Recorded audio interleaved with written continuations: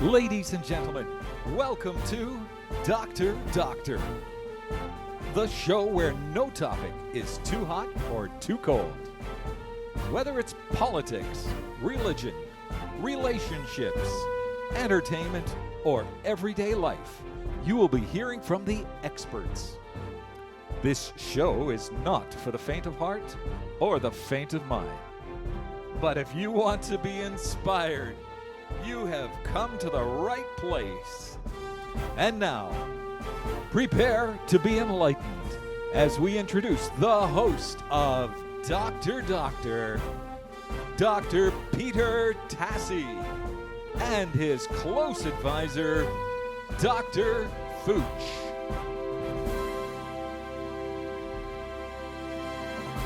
Welcome back to Dr. Doctor. Great to be with you again today. I hope you're having a great day and you've had a great week.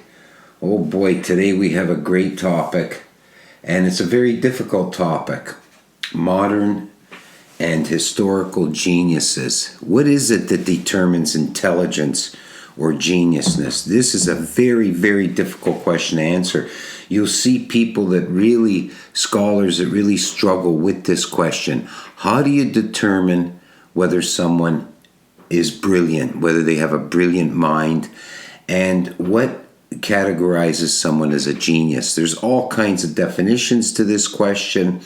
There's all kinds of theories about this. The most common thing that we've used over the years is the IQ test. Now, we have found that in the past that the IQ test was prejudiced in a lot of ways because of the language and the type of questions. I think IQ tests are good, certainly an indicator to measure some degree of intelligence, but I don't think they're that reliable. I don't think that that is the gauge that we should be using solely to measure intelligence or a brilliant mind. I think it's a combination of many things. We'll get into that. But really, I don't think anybody has the answer to this. What is a genius and what is a great mind? We look at modern geniuses. They're found in the most unexpected places. You know, a lot of people throughout the years, what has been said to me and what I've found that common thought is that, somebody is intelligent, not necessarily a genius or a brilliant mind, but somebody is intelligent. We associate it with one or two things. Number one, their status in life. Oh, they're a politician, they must be intelligent. Wrong. Oh, they're a teacher or professor, they must be intelligent. That's a big wrong. Believe me, someone that spent a career in education. That's a big, big wrong. Someone has lots of money and has been very successful, they must be intelligent. Not necessarily true. So how do we judge or determine whether someone has a great mind and is intelligent? Like I said, this is a difficult question to answer. I think in my life, the three most brilliant people I've ever met, and I've traveled to many countries, I've met people from all different groups and professions. I've worked in many different areas in life. And I think you might be surprised to hear that the three most intelligent people I have ever, or great minds that I've ever met, and this includes all professors and teachers I worked with, and everybody in different fields in the entertainment business and every field I've been in. The three most intelligent people I've ever met. One is roughly a 40-year-old chiropractor. The second, and this isn't in order of their intelligence, I'm just listing the top three that I have discovered in my life. The second is a fella who lays laminate floors for a living. He does ceramic and laminate floors. Brilliant, brilliant mind. And the third is an electrician. So these are the three most brilliant people that I've met in my life. Brilliant, truly brilliant minds. And like I say, I've worked with, I've been exposed to many professors and authors and people in the entertainment business and the educational world and the business world and all different areas. And these three, believe it or not, are what I considered the most brilliant people that I have ever met. Let's look at modern geniuses. There's just 3 or 4 I want to mention here. One, Christopher Michael Langan. Some say he's the smartest man alive. What does he do for a living? Weightlifter, bartender, bouncer, and personal trainer. The next person, Rick Rossner. Some say he's the smartest man alive. And by the way, these people all have skyrocketing IQs as well. Former stripper, Rick Rossner, former stripper, roller skating waiter, bouncer, and also has done a little bit of acting. Marilyn Vos Savant. She dropped out of university and has spent her career as an author and a columnist. Writes a column for a very popular paper helping people with questions in regards to all aspects of life, self-help, so on and so forth. Marnin Labo Koger. He's a web applicator developer. And the last one I want to mention is Adrian de Mello. You may have heard of him. I believe there was a documentary or movie made about his life. He graduated college at 11 years old in computational mathematics. And the last heard of, he was working at Home Depot and training to be an estimator for a commercial painting company. So you see here, this is could be shocking and surprising to you that these are considered the most intelligent people in the world today. There's hundreds, there's thousands with high IQs, that geniuses and brilliant minds around the world. But my point is this, is that I think that we make the mistake of associating brilliance or intelligence with, like I said, the position someone holds, or the status they have, or the amount of money they've acquired, or success in the financial world. You look at people who, politicians, for example, is another one I mentioned. I mean, some of these people are so dumb, they're dumb as nails. You can't believe that these are MPs or senators in the States or congressmen. You just can't believe it. And some of them do have high IQs, some have low IQs, but they absolutely no common sense. And as stupid as they come, you take some business people who are very successful, have made millions or billions of dollars, and as soon as they open their mouth, you go, oh my God, has this person got a brain in their head? Certainly they got a brain when it comes to making money. But that's not what I would consider a brilliant mind or a genius. Although one can argue that in that area of very narrow, specific area of life, making money, they have a brilliant mind. But when I talk about brilliant mind or genius, I'm talking about someone that has a kind of a comprehensive scope of the universe. In other words, they have a brilliant mind that can apply in many different areas. So they master many things. And they're good at many things. And they also have the ability to peel back the onion. Most of us go through life, we look at the surface, and that's all we care about. What's happening today. A lot of people will say, what do I care about the debt of a country 15 years ago, or the debt my children or grandchildren are going to inherit? What do I care? I only care about today. How much am I getting paid? What's my pay raise? That's it. That's all I'm care about.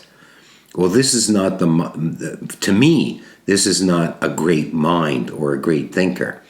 Even if that person is a politician, the politician says, what do I care about the country or what's good for the people? What I care about is getting reelected. What I care about is how much money I can make or my family can make through lobbying or businesses. this is not a great mind. Now, they may be great orators. They may be able to give one hell of a speech and convince people to vote for them. But that's, again, a very narrow, specific talent. To me, it's not great thinkers or great minds. IQ tests are supposed to show how well we adapt using our skills and ingenuity to our ever-changing environment or our present environment. This certainly is an indicator of some intelligence. And the capacity to problem solve, finding connections and patterns quickly, and ideas and putting them together. I don't know if IQ tests accomplish that, but that's one of the missions. And this certainly is a sign of intelligence. But then there's so many levels of intelligence, those very specific, narrow areas that I spoke about. There's emotional intelligence, which is very important. People that can easily navigate through stressful situations in life and in the heat of things think very clearly. So that's a high form of intelligence because most people can't. So it is very difficult to describe what intelligence is and what a brilliant mind is. I always knew as a teacher, I'd say to teachers, and when I taught for a short period of my life, I'd say, a good teacher, I think, is a teacher that recognizes that before they step in that classroom, there's at least 3 or 4 kids smarter than you.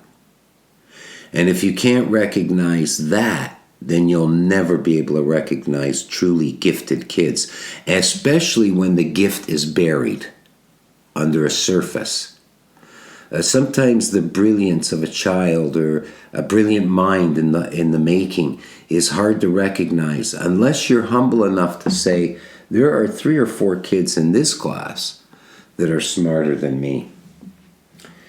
With some educators, I'd say there's 30 kids in the class smarter than them. But anyway, so generally intelligence has to do with many things: abstract thinking, the ability to acquire knowledge, the ability to reason abstractly, to adapt to novel situations, and to benefit from the acquisition of knowledge from other people giving them instruction or passing on their knowledge. And so, I want to add to that as difficult as it is to describe what is a brilliant mind or what is intelligence, I really believe that it's this ability to, and I alluded to this already, this ability to see the world in its totality. You don't see just one specific thing, or you're not just smart at one specific thing. It's this ability to see all of it and how it's all interconnected, and the ability to see below the surface. A lot of brilliant people, although some of them, we know from studying history, some of them we call them social misfits, but I don't think they're social misfits. I think that they make a choice, a lot of these brilliant people. Some are very sociable. Some love parties and socializing, and they're usually very good at it. Some tend to isolate themselves, but that's a decision they make, to be alone. There's nothing wrong with that. But whether they choose to be social butterflies or social misfits, usually brilliant people can measure you up very quickly. They understand human behavior and they penetrate right through the surface. They see who you are and what you are in not only in the few words you speak, but in the few words you don't speak. So this is an example of how brilliant people, they kind of see it all. They can kind of penetrate the world and see what's underneath it, and at the same time, They can see the world interconnected and how things tie together. So a brilliant chemist will also see the mathematical interconnections in the universe. They see beyond how a single cell works to a molecule, a compound, an entire unit. They see the whole picture. So this is, I think, a couple of the characteristics of a brilliant mind. And scholars do, some do describe it that way. But once again, it's very difficult to zero in on a definition of what is a brilliant mind or what is a genius. A lot of these great thinkers in history, these great minds, had the ability to excel in more than one area. So a lot of them functioned in other areas on an average level, but many of them had the ability to excel in many areas. And when they create something, many of them being great creators, I think that's an important part of geniuses too. It's not just being able to regurgitate. That's only great memory. There's some people with great memory, I think, who can regurgitate a whole book, but they can't tie anything together and they don't really understand it. I'm sure you've gone to school with people like that. I'm sure you've been exposed to many people like that. They memorize everything. They have a photographic mind, and they can regurgitate everything. Many of these people, the great advantage they have is that they can become any profession they want because they always score very high marks. They're just putting back on paper what they were read or they were told, and they score high marks and they get into the whatever profession they want, whether it's doctor, lawyer. But the brilliant mind is the person who can absorb a lot of knowledge, doesn't have to be a photographic memory, but not only absorbs it, but understands it and can tie it into other things in life. So you see many of these brilliant minds, their creations are something that impacts society because they see the world in terms of a totalitarian, one total thing, one whole unit. They don't compartmentalize like a lot of us do. And so when they create something, it's something that has an effect on the total system. You know, some of the qualities I find interesting in great minds in history. Now, the one I think that is the most important is, and this is what I found with the brilliant people, the three that I mentioned, they're ferocious readers, and but more importantly than how much they read, because we all know there's people that read all day and night. That's all they do is read, and they could still be dumb as a nail because they can't absorb or tie things together or see the whole picture. But they do have an insatiable appetite for curiosity. They're curious about the world around them. They're curious about every aspect of the world around them. Another interesting point about a lot of brilliant people is that they were insomniacs. They can't sleep at night. And when nighttime comes, for some reason, you know, they're called night owls because that's when they get their adrenaline. That's when they get their energy. So those are just a couple points that I found interesting about some of the great thinkers in history.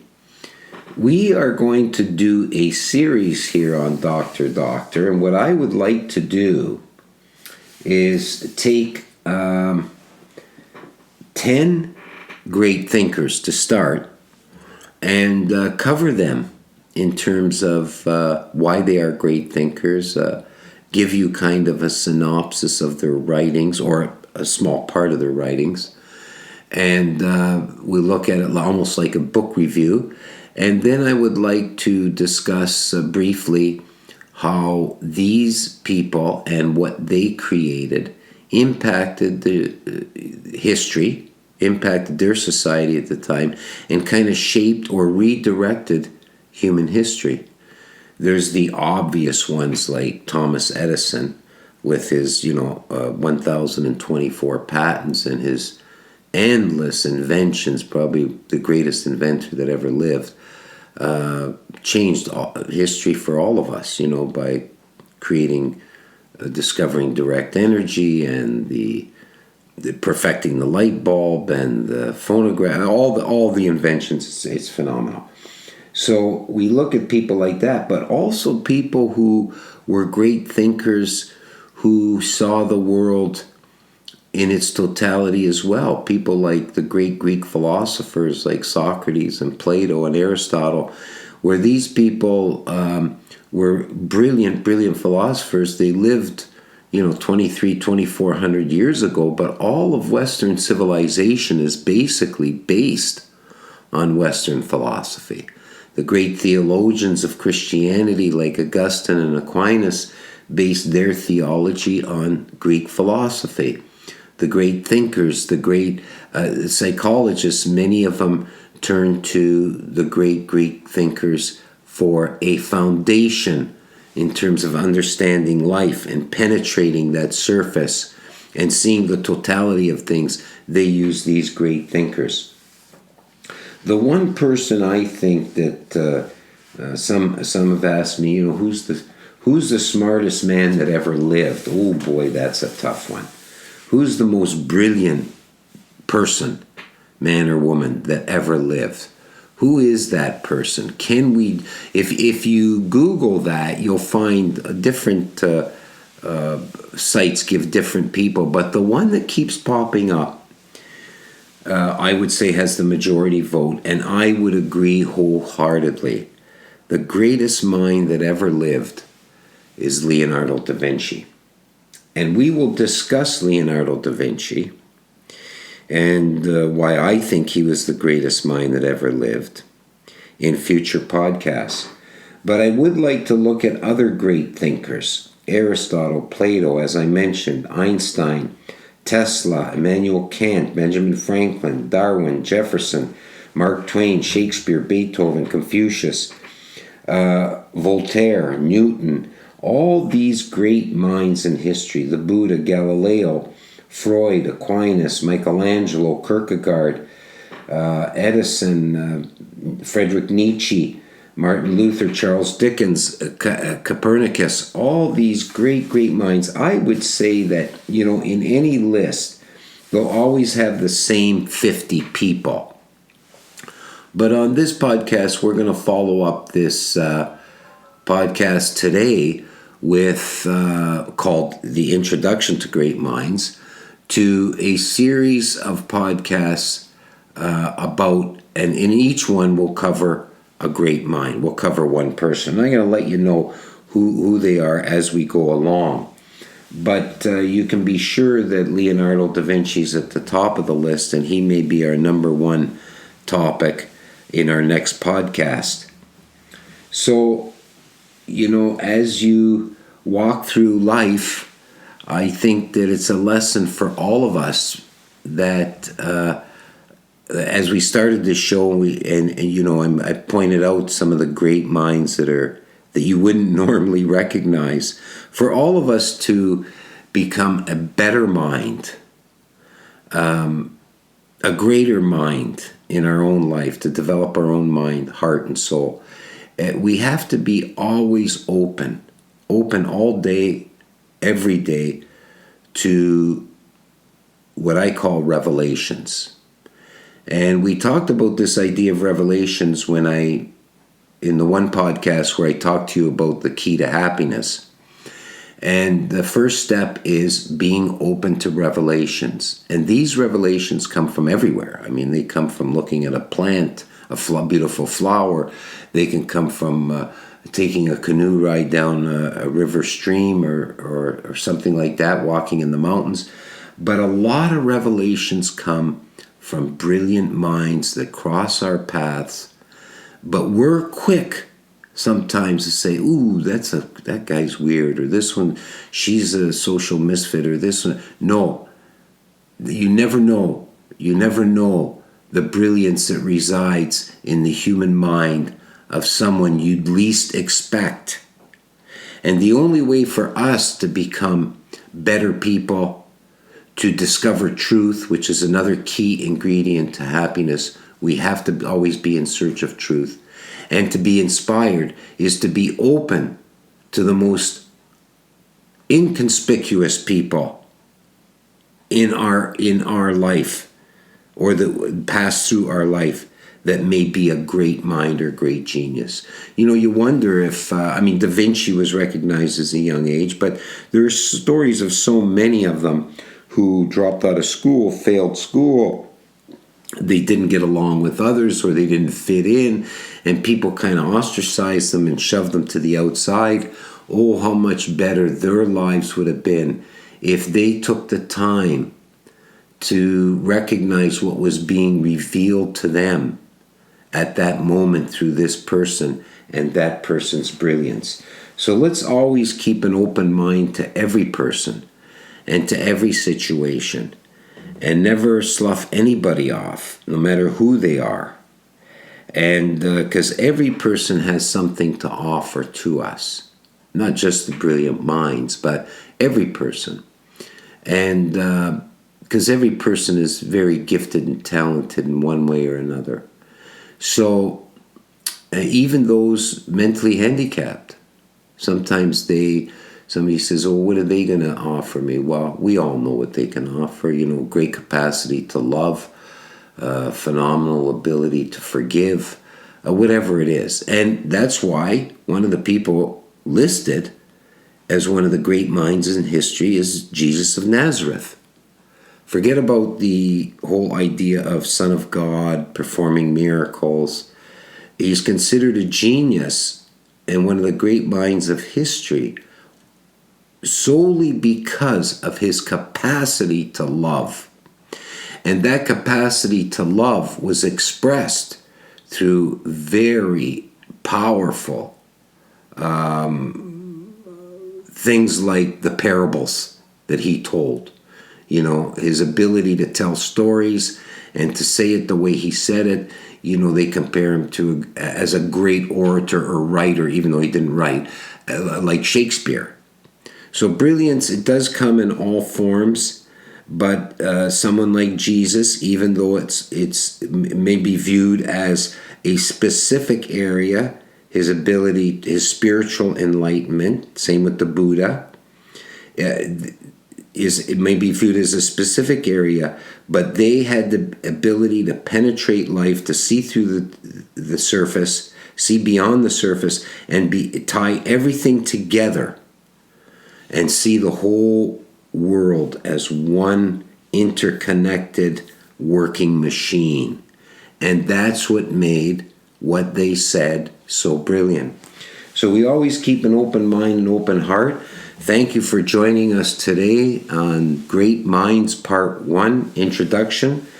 And we look forward to having you back when we do the brief summaries and how these people impacted our history of the great minds in history. Dr. Doctor signing off and wishing you a great day and a great week. Thank you.